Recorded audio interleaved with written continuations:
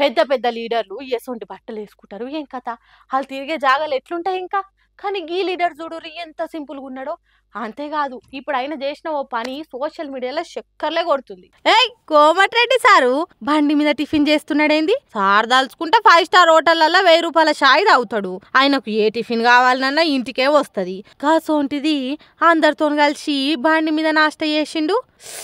ఓ షాయి గిడ సప్పరిచ్చిండుగా మంచిగా. ఆటెనకాళ్ళతోని కూర్చొని చేతుల చేసి మాట్లాడిండు.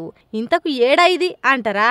నల్గొండల పొద్దున వాకింగ్కి పోయినప్పుడు ఆడ అందరితో కలిసి మాటలు కలిపి వాళ్ళతోని కూర్చొని నాష్ట చేసినాక మంచి షెడ్ ఆడుచుకుండు. మరిగా సార్కు ఏం బుద్ధి పుట్టెనో ఏమో తెలియదు గాని గెలిచినాక ఎన్నడలేంది గిట్లా మందితో కలిసి కూర్చొని మాట ముచ్చటాడుచుకున్నాడు. మరిగా పబ్లిక్ కోసం ఏం మంచి చేయబోతున్నారో గాని సార్ సింప్లిసిటీ ఫోటోలు వీడియోలు మాత్రం సోషల్ మీడియాలో గిరికలు కొట్టవ ఇప్పుడు. అబ్బా ఎన్నేండ్లకు ఒకరు పులి ఇంకొకరు సింహం ఇద్దరు పోటీ పడితే ఎప్పటికీ సింహమే గెలిచేది. కానీ 17 ఏండ్లకు సింహం మీద పులి గెలిచింది. ఎవరి గురించి చెప్తున్నానో తెలుస్తలేదా? అయితే ఈ ముచ్చట చూడురి. ఐపీఎల్ అనే క్రికెట్ ఆట పుట్టినప్పటి నుంచి ఒక్కసారి గెలిచింది బెంగుళూరు జట్టు చెన్నై జట్టు మీద. దాంట్లో కింగ్ కోహ్లీ ఉంటే దీంట్లో సింహం జుంపాల జుట్టున్న ధోని ఉంటాడు. 2 జట్లు పోటీ పడ్డప్పుడల్లా చెన్నై జట్టే గెలిచేది.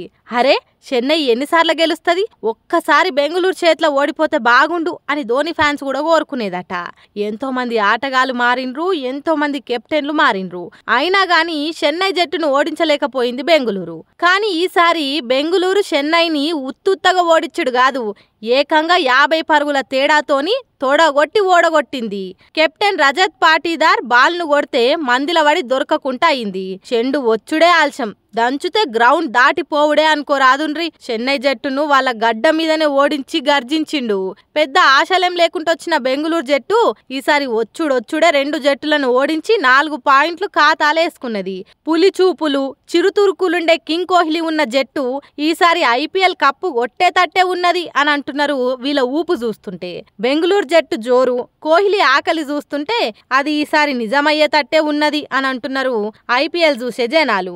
మరి చూడాలే ఫలితాలు ఎట్లా తారుమారు కాబోతాయో, ఏ జట్టు కప్పు ఎగరేసుకపోతుందో.